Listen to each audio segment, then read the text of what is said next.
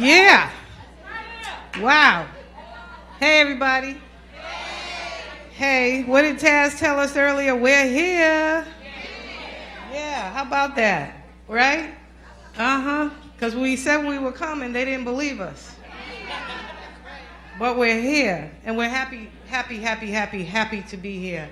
I want to say thank you to CJI and to Taliba for raising the awareness of that. That information, we're going to make sure that all of our members, everybody who's connected into that listserv, and if you're not, you need to get connected, will receive that information. That's the type of information we send out. I want to thank everybody in this space for coming into this space, for being here. I know I am in a different city every week. I know what it's like to get on an airplane and to have to fly somewhere in addition to our families.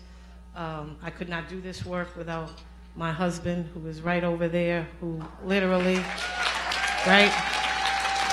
We have to acknowledge that. We have to acknowledge our families. We have to acknowledge all of the work that goes into the work, right? Which we don't do enough. And so it's a lot. It's a lot. So for all of you to come from not only across this country, but we have sisters here from out of the country, from Brazil, from Mexico, from Canada, from Australia, right?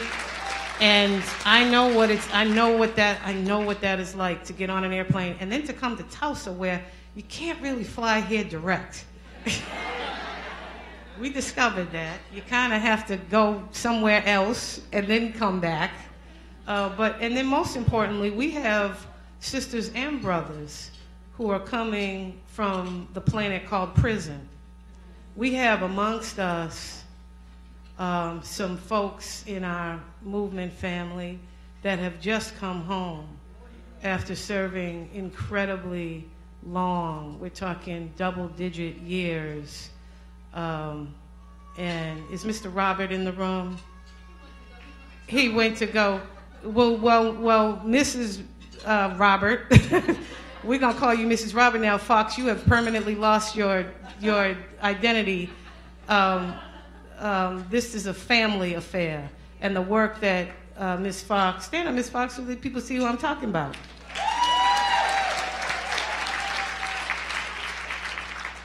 Right, the Richards, the work that this entire family put into bringing home her hubby, who has just been released from Angola.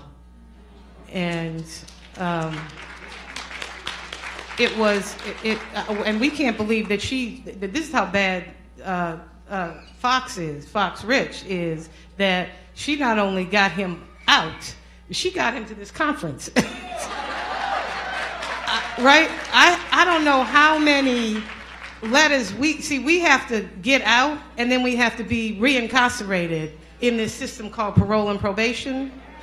How many letters we had to prepare, and how many very gentle phone calls we had to make, and how many just encouraging and asking and begging to get a lot of us in this space of this additional system of incarceration called parole and probation. So it is unbelievable that you are here and that you made this trek and that you brought your husband home, Fox.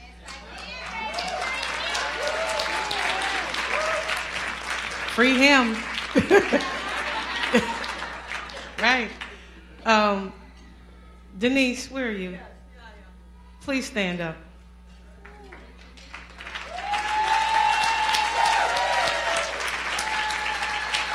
This is our sister Denise, who probably had made the circuit and had visited every federal prison on the planet 5 times, over and over again, shipped across the country, thousands of miles back and forth, separated from her family.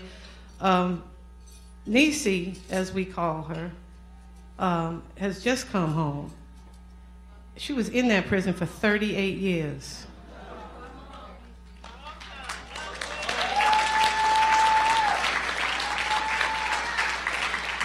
And there are many other sisters amongst us who have just come home. I want to make sure that let's stand, please, and welcome our sisters home and our brothers.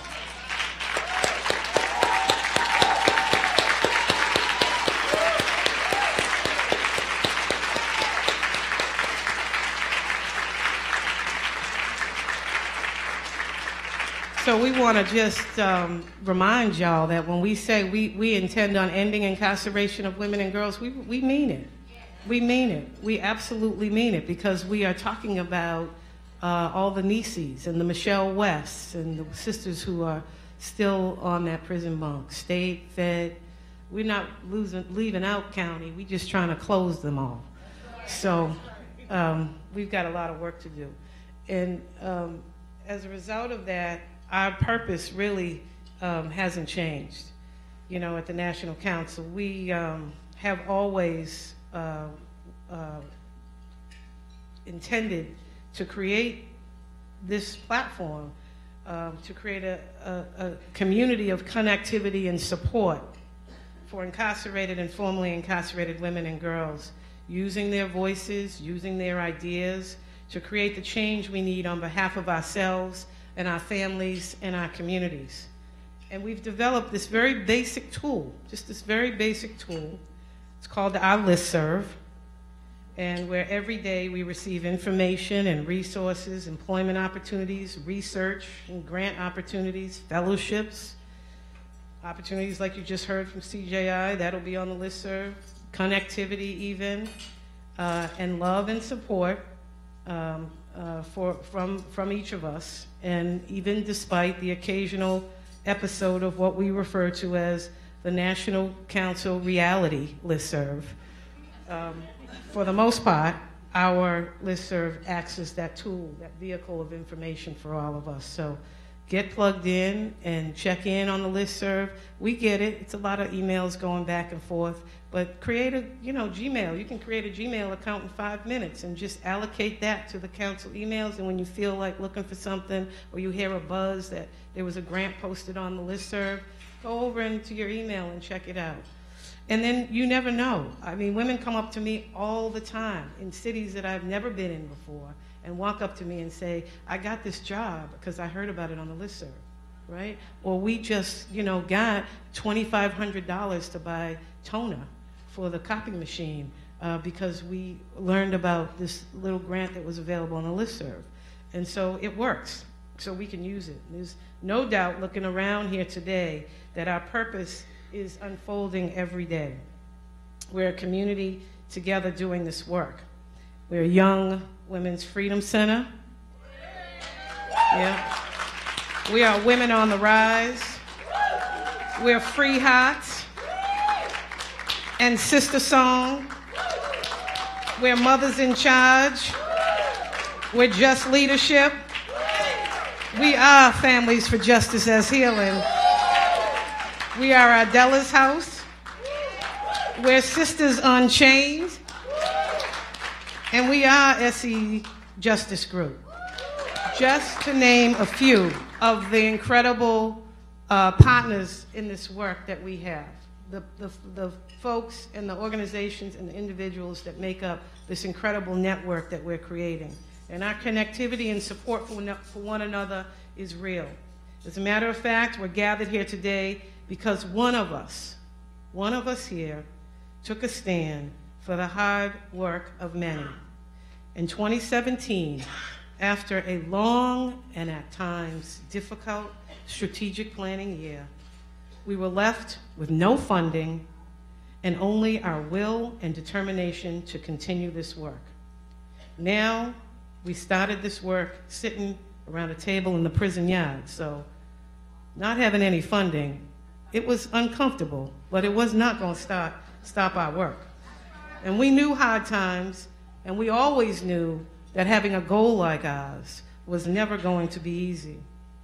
We were told that a goal of ending incarceration of women and girls was just too radical, and that working openly from the position of prison abolition created a risk too few funders were willing to take.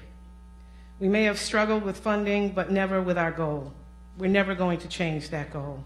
And during this difficult time, it was one of our sisters from this amazing collective that helped us hold our position, that took the time to get on the phone to tell us to be strong, to hold on, to stand firm, to remember the women inside counting on us to open the space for their voices to be heard too. She said, "We stand with you, and we will find a way to move forward together." That woman was Gina Clayton of SC Justice Group. I don't know where you are, Gina.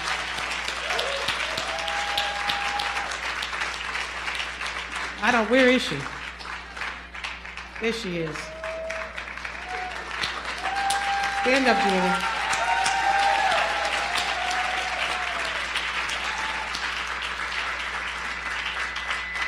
Gina reminded us why we're doing this, and that no matter what, we stood on a street corner and sold dishcloths, right? Literally, we gathered signatures and to bring grandma home, right? And we stood on a corner with no money, with a basket full of dishcloths to bring Sharon home, right?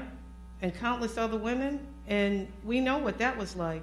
But Gina, really, we went through a very difficult time, and we didn't have money to, pay our staff.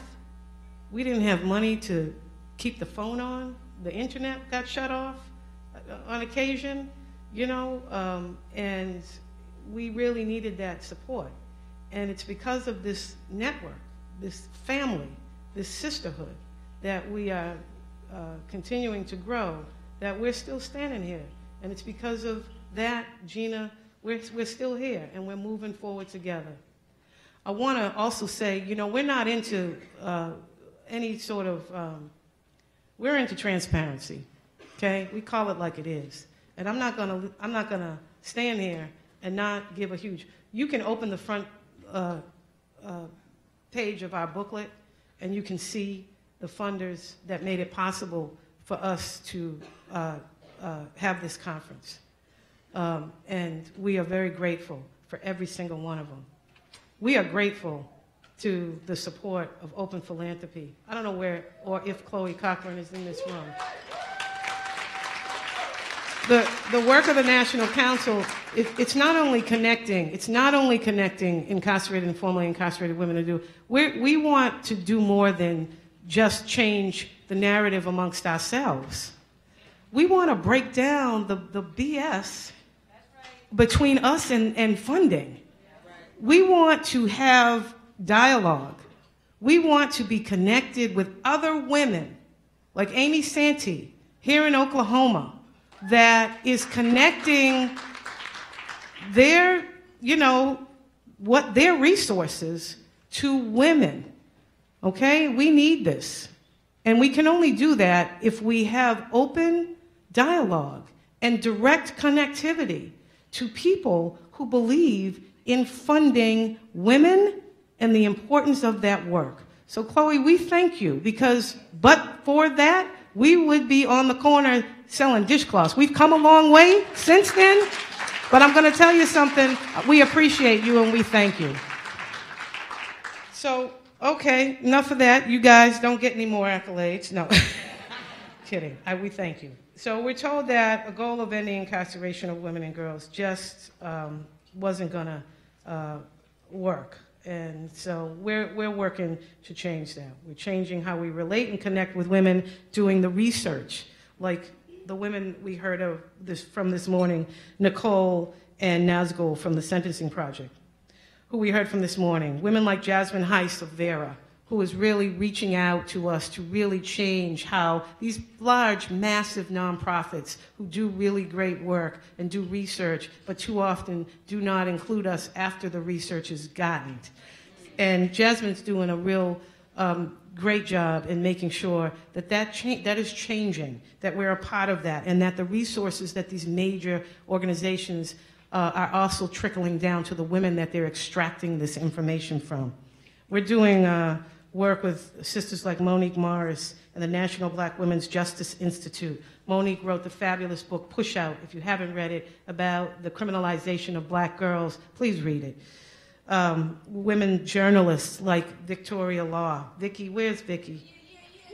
I don't know where she is. There she is. Vicki wrote about us with our basket of dishcloths. Matter of fact, I think she did a story called Dishcloths, right? When nobody else would care about what these women, covered with dust, standing on a corner, Dickie was writing about us. She was telling our stories. She was amplifying the voices, and she continues to do so today. She just had a story that came out the other day.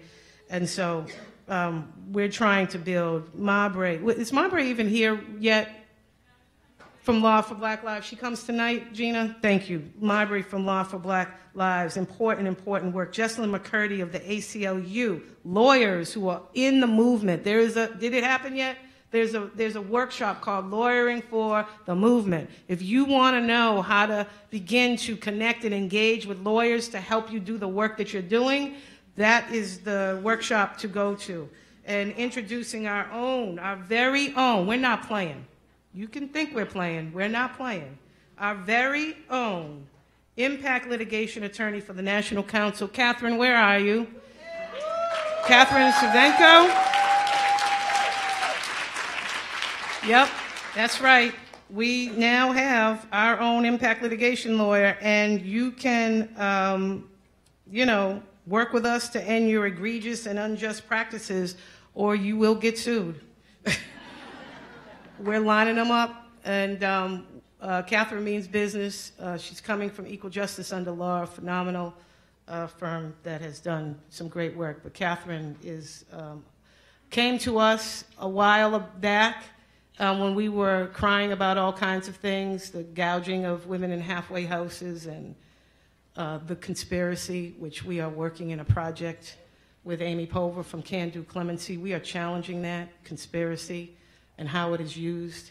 And Catherine came to us and said, well, I'm not afraid to fight and lose. So that's what we need. We need people who are willing to get up, fight, and a lot of times we have to get back up, but that will keep getting back up with us, and we're going to get the job done. So welcome to the National Council, Catherine. And even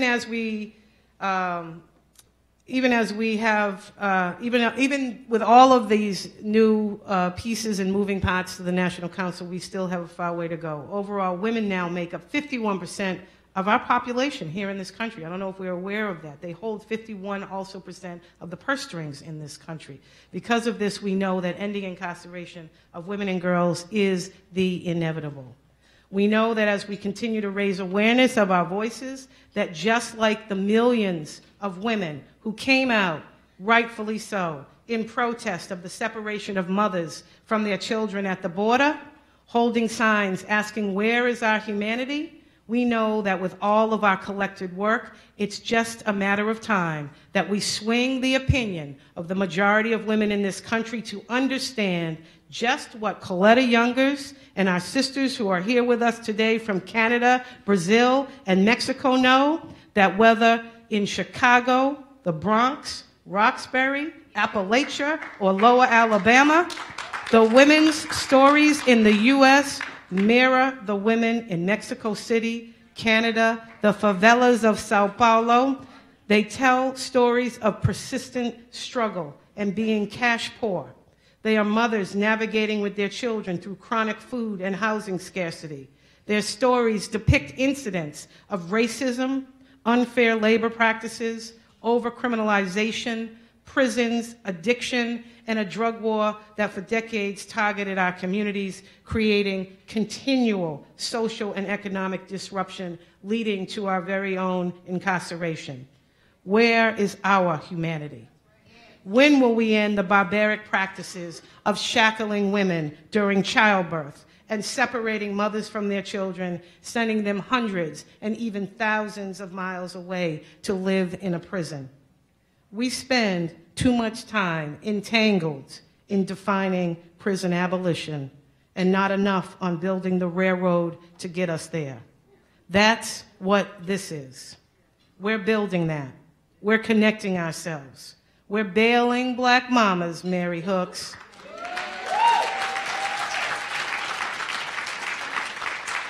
We're building infrastructures for community economic development, Rakia Lumumba. Amy Pover, we're calling out the president, no matter what the administration and governors to exercise their clemency powers. We're building participatory defense across the country with Raj Jayadev. We're coalition building to end shackling with Harriet Davis. We're closing jails with Miss Marilyn Wynn. Where are you, Miss Marilyn? And challenging, again, the unchecked prosecutorial tool of conspiracy that unjustifiably incarcerates women like Danielle Metz, like Michelle West, like Kemba Smith, like Judy Henderson, but for conspiracy, their mandatory minimum and life sentences could not, and even with that, could ever be justified. We're expanding a participation of women from our communities in the electoral process. We are registering our sisters to vote and demanding that those of us who can do vote.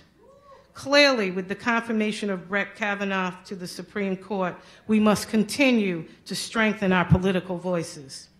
And we are working on forming a political action committee to support women like our own Monica Cooper from B-More.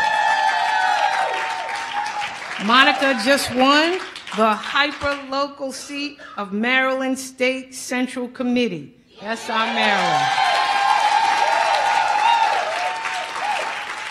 And with that pack, we're going to make sure that she's the next mayor.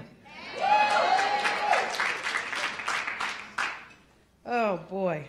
And to do this, we need resources and funding that reaches our sisters working deep in our communities to create change.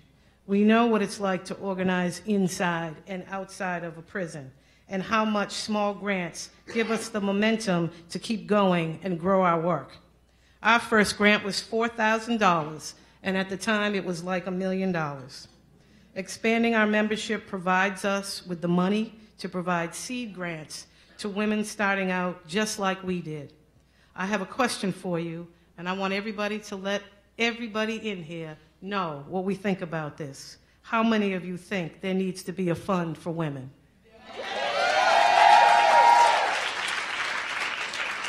Well, we're working on that too. We know that when we're in our communities, the work of the National Council, it's important. And we're connecting things and we're doing things on a national level and elevating and amplifying the voices. But there is no more important work than the work being done by sisters who are deep in their communities, on their local blocks, in their local neighborhoods. And that group, those women, very seldom receive the funding and the support that they need to do that very important work. We're going to change that.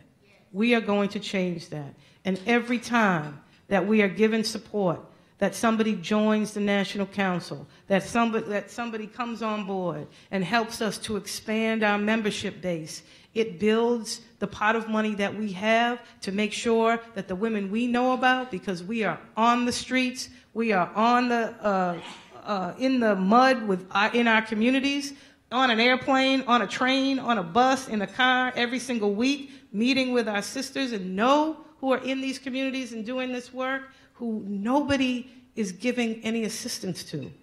There is nobody writing that $20,000 check to say, sister, this is what you need just to keep going, long enough to build, long enough to get your team a little better positioned so that your voices can be even more amplified. We know what that's like, and our goal at the National Council, why we ask you to sign up, to get on board, to pay your $5 a year. How many people spent $5 today?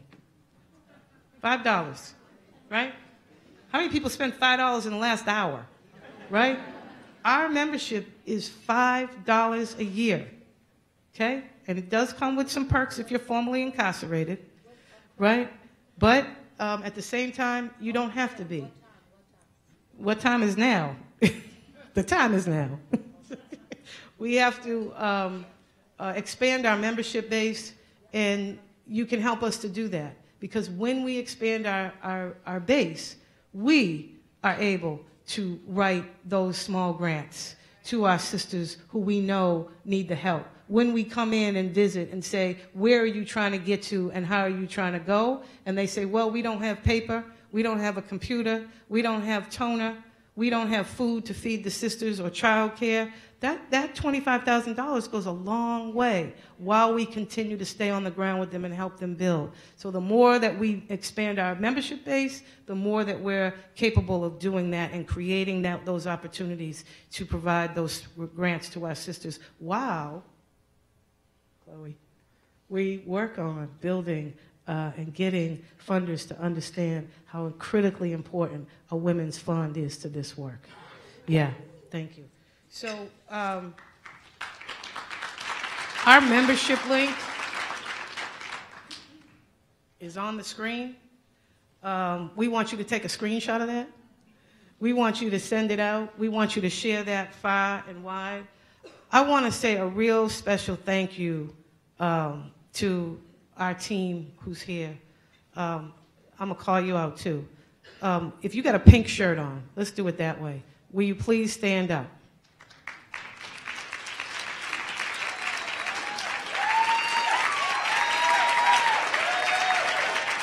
Right?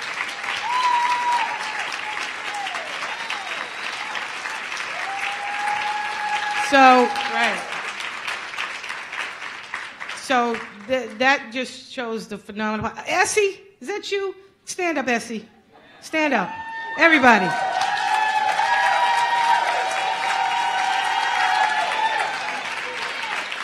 Because of the generous support of our supporting funders, we provided just about 184, Essie? At least. 184 travel scholarships. Yep. And that's where the bulk of that funding money that we allocated the bulk of it to getting sisters into this space. We said, we don't know where y'all gonna sleep. We don't know how we gonna feed you, but we gonna all come together and do like we did in prison. We gonna split the noodle pack, right? You might find somebody back there making a potato log. Okay? Little salmon patty out the pouch, Vandy. But we're going to do it, right? As long as we're together and we come together, we can make it all happen, all right? So that's what we're about. This is what the National Council is about. We do have a name, but the National Council is all of us. All of you phenomenal, amazing, brilliant women who are doing the damn thing in your local communities. I want to say a special thank you, of course, to Mom and Dad. And there's lots of mom and dads in this room. There are lots of our mothers, our family members. Maureen Grisey is in this room with us. Maureen has been on the ground fighting to bring her daughter home and to give us all courage. My parents who fought and stayed with us the whole time. Justine Moore, Mama Moore is here in the room with us. You're going to have a family panel tomorrow that is going to be incredible, because it's important that we say thank you to the people who have held us down, not only while we were inside, but while we try and do this crazy work with like no funding, no salary, no anything, right? And so we love all of you as family. So everybody hang in there with us. Know that we're growing. We don't have all the answers. We don't have all the answers. We don't know what the hell we're doing. We don't know what we're doing. We are working through it. We can't tell somebody what the definition of prison abolition is. We know what it looks like, right? We can't tell you what it looks like. We can't wrap it up in a pretty box and put a bow on it and say, we need this funded because we work from the space of prison abolition. We just need you to fund it and know that all of the things that we talked about, Jessica, Young Women's Freedom Center, Essie Justice Group, Black Mama Bailout, participatory, all of these amazing programs and all of the thousands and thousands and thousands of programs that we haven't even mentioned. That's prison abolition, y'all. That's prison abolition. That's what we need the funding for. And we will get there. We will figure it out. So I love all of you. I want to say thank you. Mary, can you come on?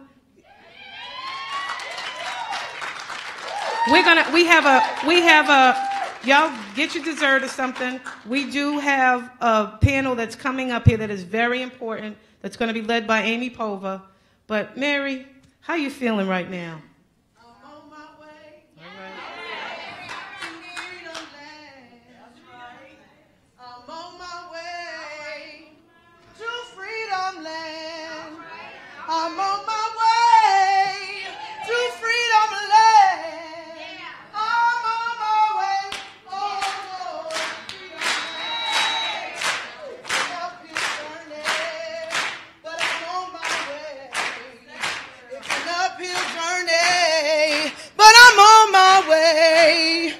It's an uphill journey, but I'm on my way. I'm on my way, oh Lord, to freedom land. If my mother don't go, I go anyhow. Now look, y'all, keep clapping. This is call and response, right? So for folk who know it, I sing this song a lot. Call and response. I'm on my way, okay? If my mother don't go, I go anyhow. If my mother don't go, I'll go anyhow. If my mother don't go, I'll go anyhow. I'm on my way, oh Lord, to freedom land. If you don't go, don't you hinder me. If you don't go, don't hinder me. Tell somebody, if you won't go, don't hinder me. I'm on my way, oh Lord, to freedom land. All right, y'all, I'm going to leave it there. All right, bless.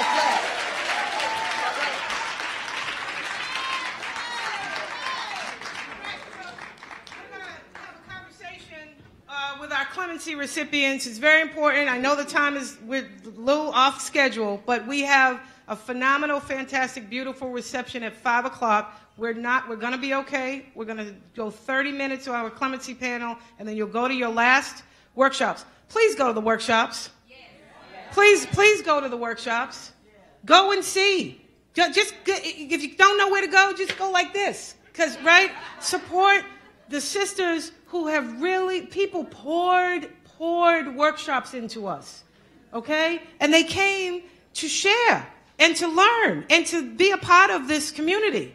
So please go to the workshops. Kim, we're gonna switch stuff around just a little bit. Amy Pova, please come on up. People, Amy Pova from Can Do Clemency.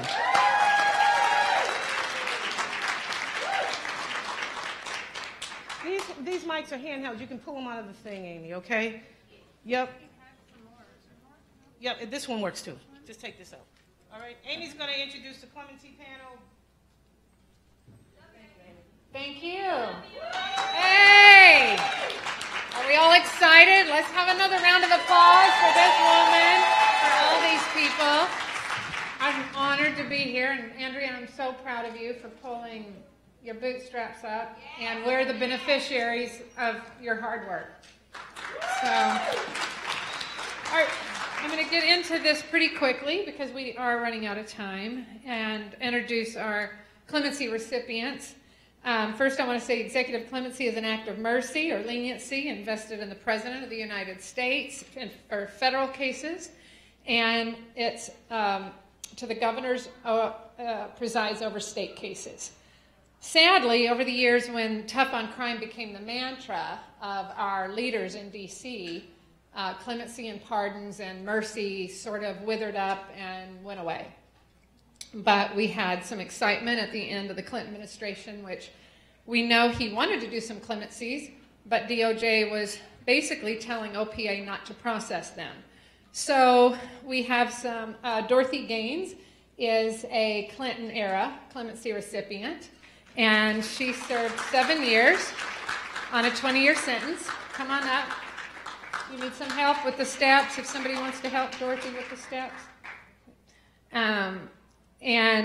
We did have Kimba, but Kimba had to go. She was the other Clinton clemency recipient. We have Danielle, yes, myself, I'm moderating. I was a Clinton clemency recipient.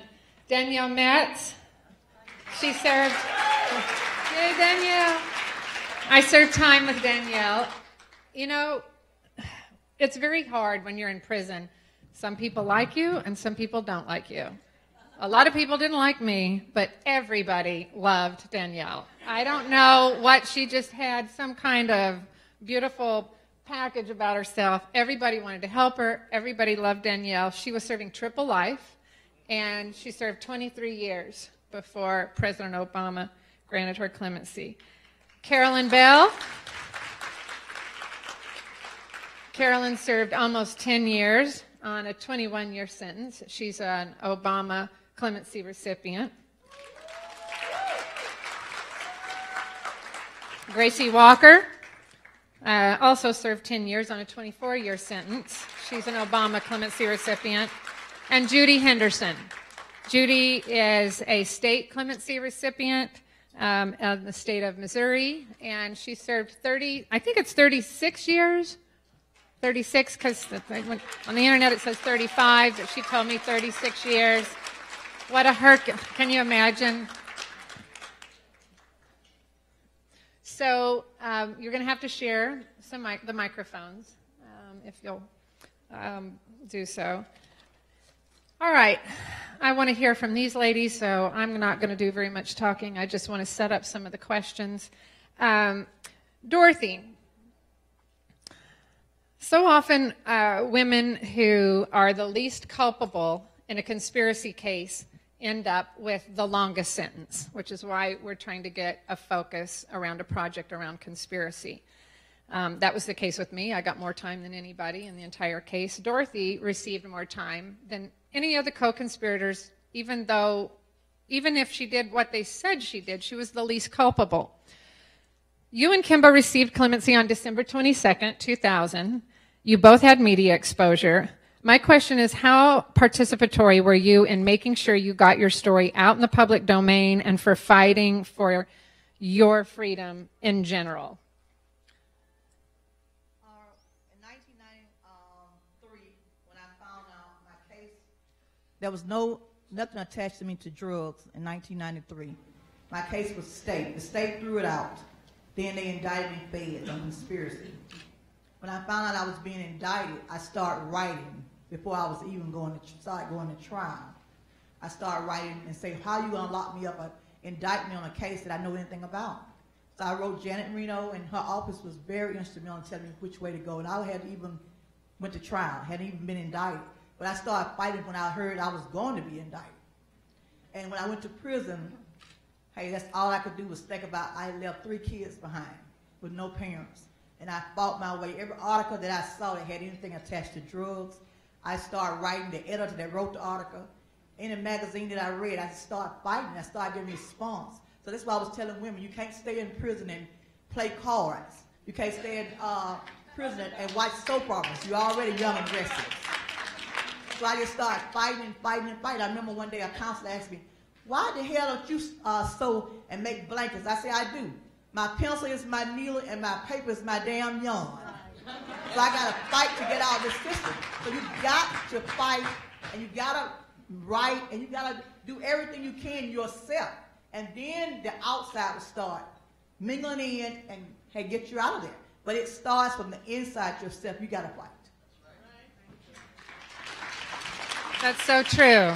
In fact, it seems like everybody will gravitate to you after you've penetrated that wall. But penetrating it is not very easy. Carolyn, where are you? Okay. So you received clemency on January 19th, 2017. As some of you may remember, the very next day, President Clinton was leaving office. So you were hanging on for dear hope by a thread and literally just had 24 hours left to know what your fate was. I'm curious how you felt that night, how you mentally processed it, and then also will you walk us through how they told you and that you were one of the lucky few that received clemency? Okay, I received clemency on the 19th by President Obama. They said it was the 11th hour. I say it was the final hour. Okay, I'm sorry. Maybe people should just go to the lecture. They said that it was the 11th hour, but I said it was the final hour. It was actually the final hour. It just reminded me of Jesus on the cross. It brings tears to my eyes. But anyway, I was restless. I had been fasting and praying for the last 3 or 4 days, and I had not eaten anything. And that night, I couldn't sleep. I was restless, and I just laid in my bed and I said, Lord, just put my mind to rest. Whatever it is that you have for me is what it's going to be.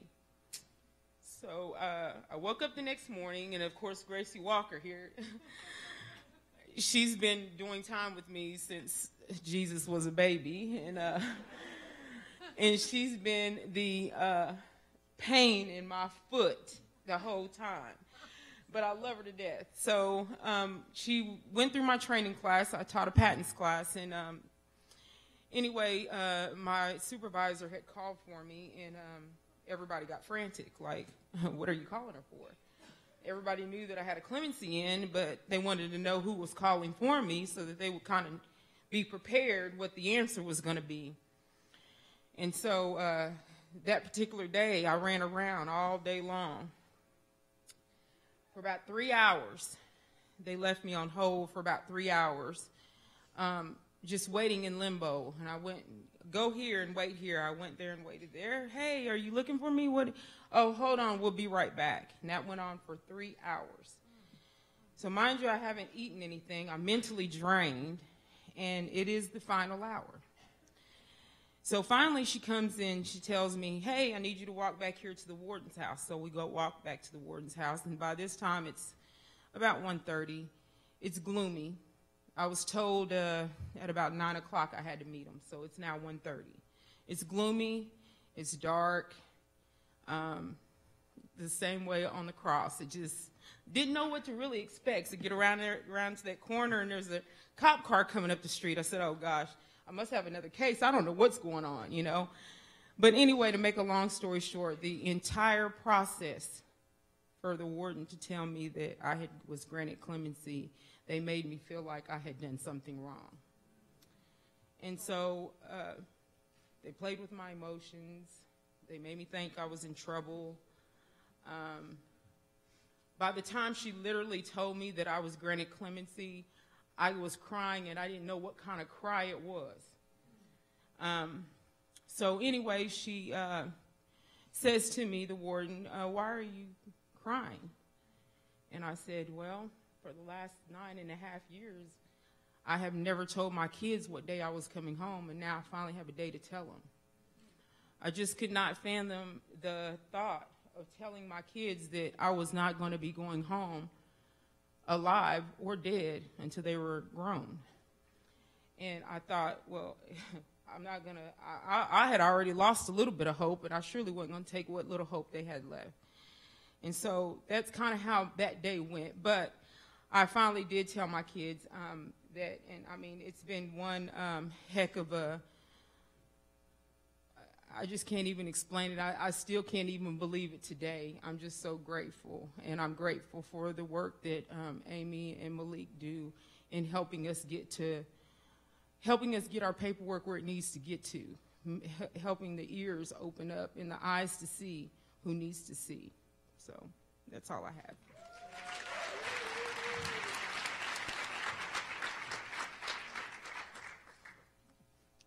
Carolyn was a lot like Gracie in that Gracie had already filed her clemency petition even before Clemency Project 2014 was announced. And at Can Do, I'm sort of a referral business. I like for someone in a prison to refer somebody, because when you're in, you know who the troublemakers are, you know who's always being messy, and I wanted to work for people who were referred to me. And Gracie was referred to me by one of my best friends, Mary Richardson, who was then at Carswell.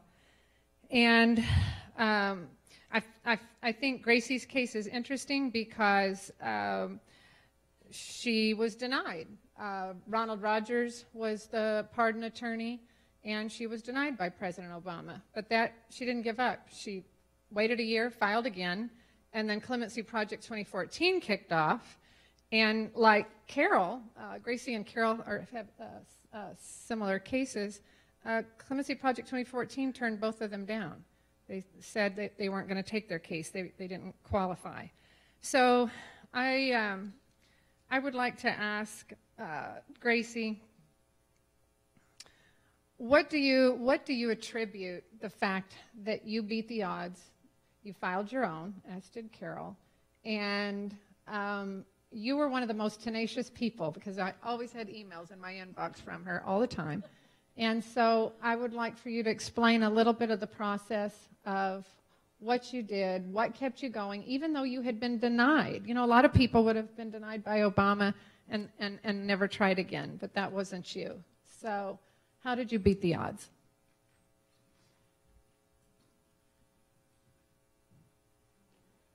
I don't know that you could say that I beat the odds. I know that, I guess they're putting it nicely when they say that I was tenacious, because let me tell you, I stayed on them. I would ask everybody, well, what can I do? And Mary Richardson wanted me to get a hold of Amy of Can Do Foundation, and I said, okay, because I trusted Mary and I loved her to death, and so I did.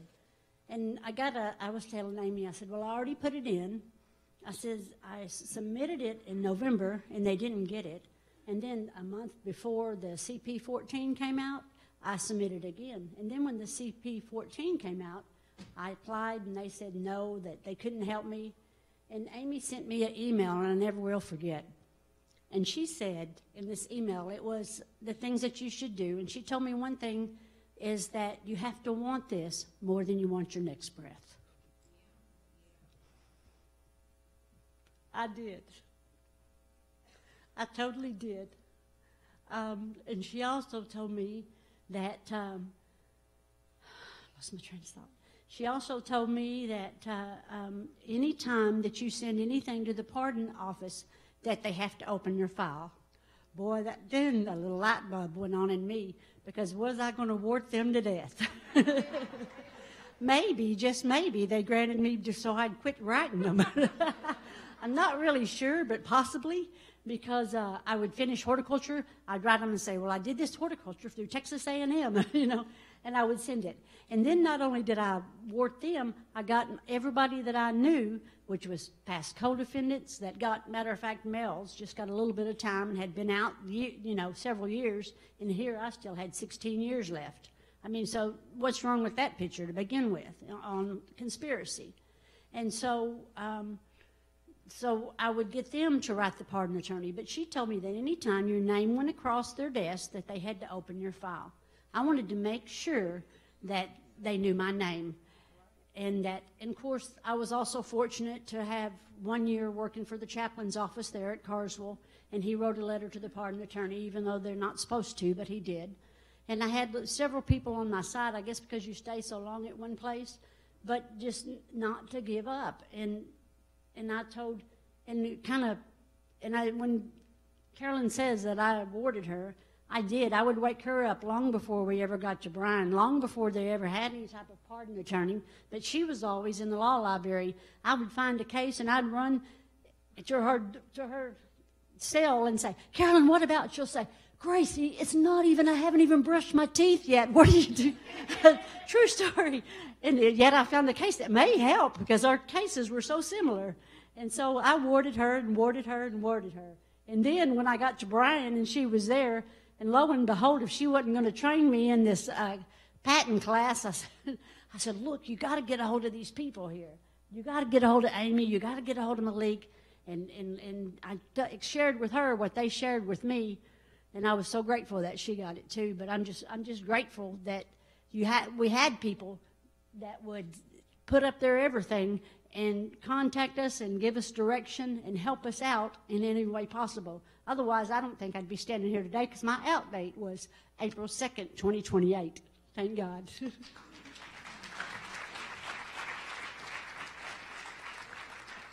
Well, I think the moral of the story is that nearly everybody who got out really needs to, it's the grit, and you did the work. We advocate and do change.org petitions and do what we can, but every single one of you earned the right because you fought like tigers. And I'm a witness, because I got the emails on my end. So Danielle and I served time together, as I've already mentioned. She had the additional burden on Scarlet Letter of having violence associated with her case. And so everybody who would get out and promise to help Danielle, myself included, would get very discouraged when attorneys or organizations or whatever would say, "Oh no, we can't touch that," or going to let Danielle explain this. She can do it better than I. But it was really, I think, what fueled me the most about wanting to focus on the conspiracy law, because if we don't explain the conspiracy law and educate the public about it, nobody will ever understand how a woman like her received 3 life sentences. So my question for Danielle is, there are many other people who have the scarlet letter of violence in the case. Michelle West is one of them.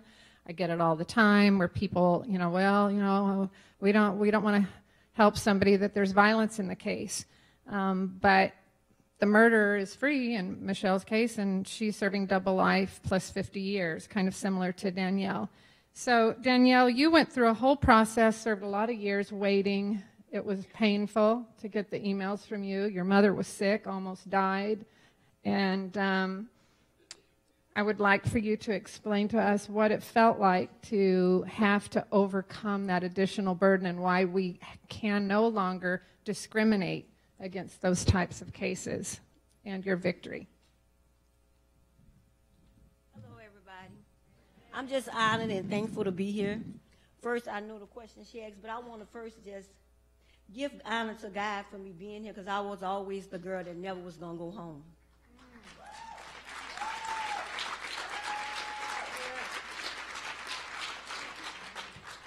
And also, I want to just thank all of you, and a special thanks to my sister who's here with me, who has been my first advocate ever, and I don't think she knows how much I love her, and I just want to take this opportunity, because sometimes when you get on the street, life tends to take a different turn, and you get to moving around, and the one person that's been down with you and ride or die with you, they think that you forgot about her, but you have to get back to yourself. Since I've got home, I lost my mother, I lost a niece.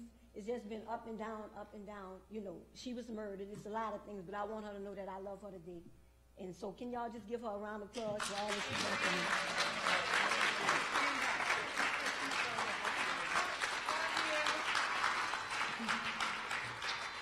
me.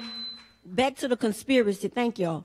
The conspiracy, when I was in prison, every time I was trying to get help for myself, I couldn't, because I was on a case with 10 guys. I was the only woman on the case, the wife of the alleged kingpin. And every time anyone looked at my case, they always said, well, it's a lot of violence. But I'm talking about, look at what I did. Sever me from the other 9 of them. So they led me to believe that they were doing that, but that never happened. I didn't find out that till after I was convicted. So when you're in a conspiracy, everything all the other people do, it comes off on you. I had a U.S. attorney was asking her to help me, and she said, I don't think you know the severity of what you was involved in. I said, I know what I was involved in, but she never looked at that. She just know the overall. I had FAM, Miss Mary Price. I asked her the last time I spoke to her, I wrote her. She told me, she said, your case is closed. Amy wanted to file my clemency herself.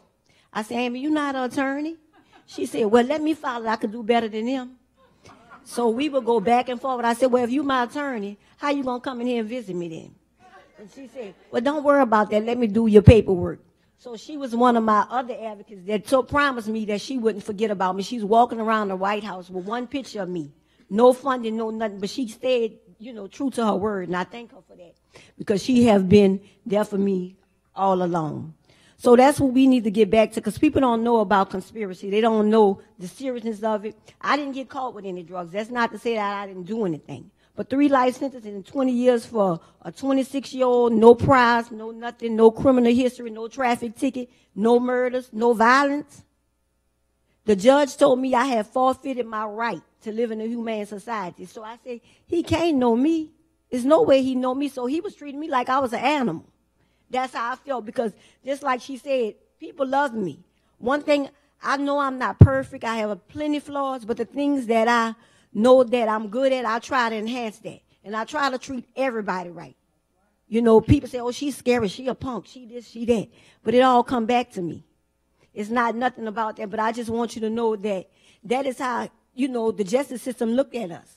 So in 2014, I didn't get the clemency initiative because I was the second in command. I was a leader. So then I had to go back. And they asked Amy and some other people, Andrea and Sarita and other people, start advocating for me. And my two lawyers, that Sam Sheldon and Jerry Mooney, they went to the U.S. Attorney of the Eastern District, Mr. Kenneth Polite. He wrote a letter on my behalf. And that doesn't happen in the system. A prosecutor don't write a letter for a person that they convicted. And so when I saw him, I asked him, I said, when I finally got home and I saw him, I said, thank you so much. He said, you don't owe me anything. I read your case. Because I was thinking, like, this man wrote a letter for me. Why would he write a letter for me? My friend said, Danielle, you don't think he just wrote that, do you? He read your case. He knew that you wasn't violent. So that put me in a different ballpark. And I just thank him, and I hope they have more prosecutors and more people in the justice system, because sometimes when you're in that situation, you tend to think, after you've been there 23 years, 10 years, 15 years, on and on, the system have a way of making you think that you belong there, you deserve that. But he went out on a limb for me, and I thank him for that. And then after that, President Obama signed a petition. He denied me his first term, but he gave it to me the second term. So I'm just so thankful, and that's what we need to get back to. Even though they're prosecutors and they're people in the justice, they know right from wrong. They know the way that we be treated. They know the things that happen to us is not fair.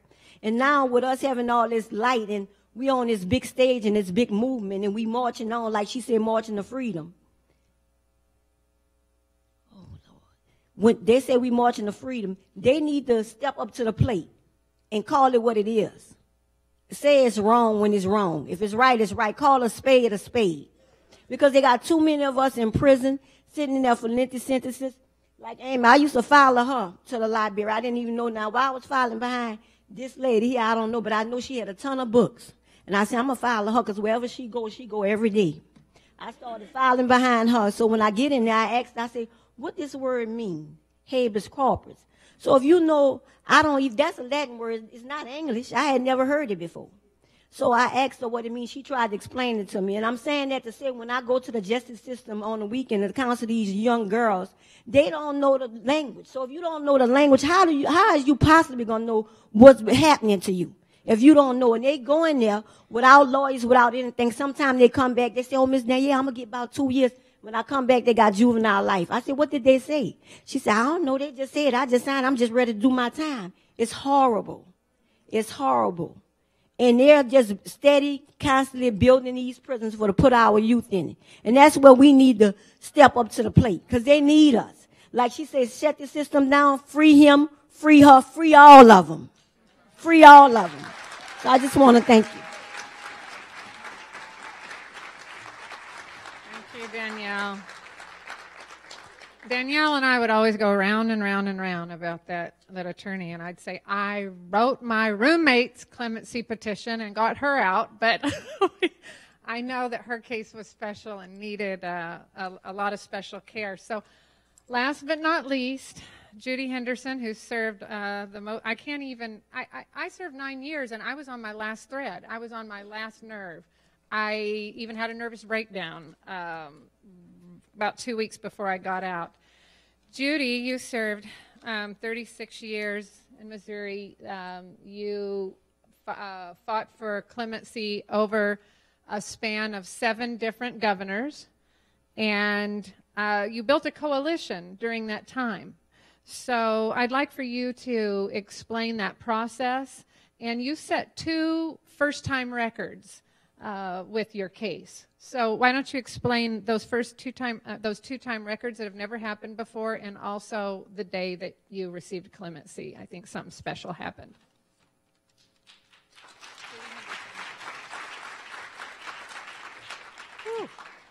First of all, this is not just an honor. It's a privilege, and it's a miracle I'm standing before you today. I was convicted of capital murder. I almost got the death penalty, which I would have been executed about 20 years ago. My co-defendant committed the murder, and he was acquitted. We both had the same attorneys representing both of us, which was a serious conflict of interest. No appeals court would overturn the case. They could not make the new laws retroactive that would apply to me. So whenever I first came to prison, I started filing my first clemency in 1983. When you go to prison, I was very angry to begin with. And you can do two things with anger. You can either get bitter or you can get better. And I chose to get better. I was a battered woman, so I had very low self-esteem, but this was the last straw. I became very angry, and I thought, okay, we got to do something about this, because I do not want to be that woman I was that got me here. So I started out with therapy, then I started taking every college class, every kind of vocational class that they offered. I started doing parenting classes for offenders. I started developing programs for mothers and their children. While I was in prison for 36 years, I tried to create everything that mothers would need to reunite with their child. I was fortunate enough, my children were 12 and 3, but I formed a very strong bond, and my daughter and I today are the very best of friends. I stay with them. I've only been out 9 months. So, thank you, Jesus.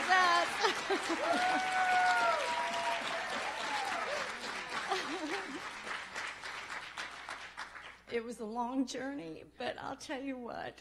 You know, I tell women, because I speak everywhere I can in churches with legislators. I've already worked in Jeff City to change laws. Everybody tell me, whenever you get out, Judy, slow down. You know, get used to this world. I can't. I don't know how to slow down. And but it was by the grace of God that I was able to persevere and become resilient. And each time I would file a clemency, it took 7 governors. 7 is the number of completion for God. It took 7 days for him to do what he did. So it took 7 years for a governor to finally come along that first did anything like this in his first year.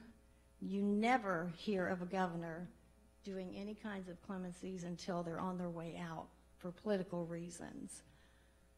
Number 2, it made history because no governor had ever came to a prison to release an offender. And 3, he came, not only did he come to the prison, he released me immediately that day.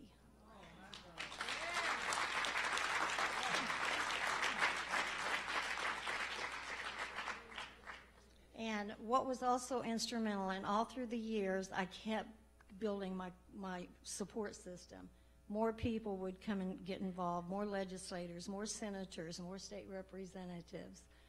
And then I do have to give credit to somebody that is here tonight, or today, that did time with me. She was also a lifer. She was also granted clemency that no one knew about here. She did 18 years, and now she's an attorney, and her name is Stacy Lannert. Stacy, stand up.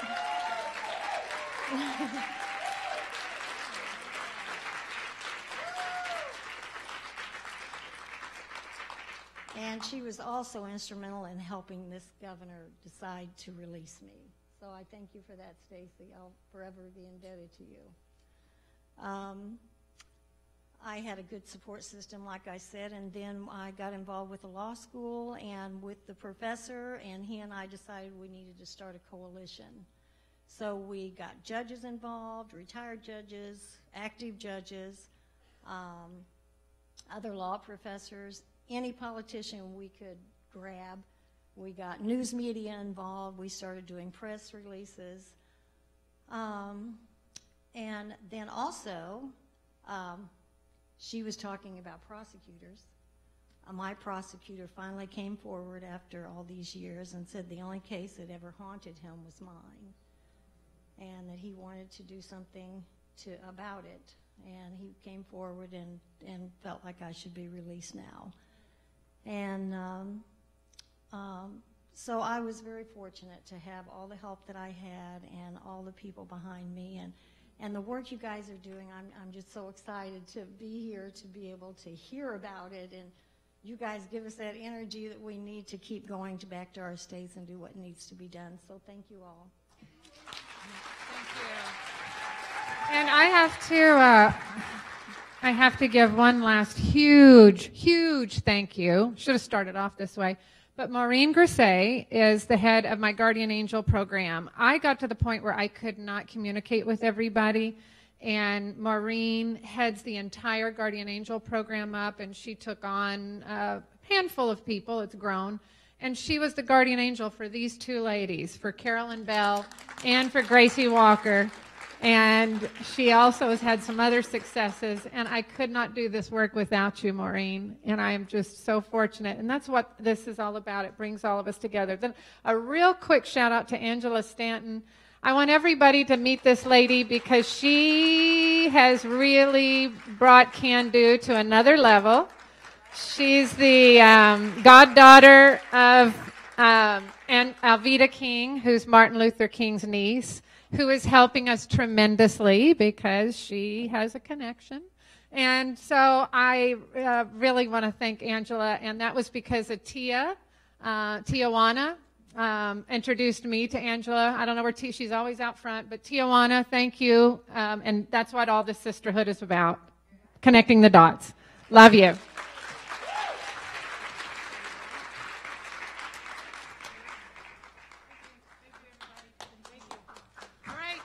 Thank you, everybody. I have to apologize. We are woefully behind schedule, but we cannot just not give space and time to the stories and the lives and all of the wisdom and experience that we just heard and that we will continue to hear throughout the weekend. So listen, let's just, everybody breathe and just move through this process, okay?